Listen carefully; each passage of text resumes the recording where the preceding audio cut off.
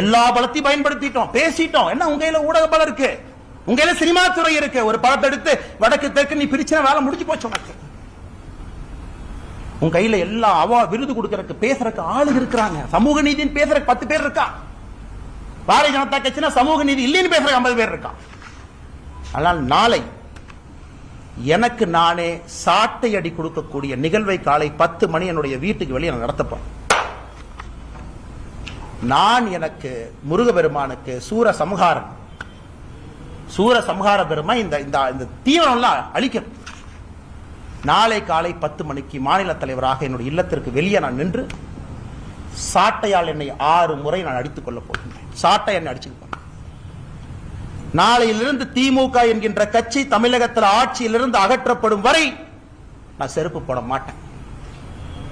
செருப்பு போட மாட்டேன். அந்த அரசியல் நானும் 3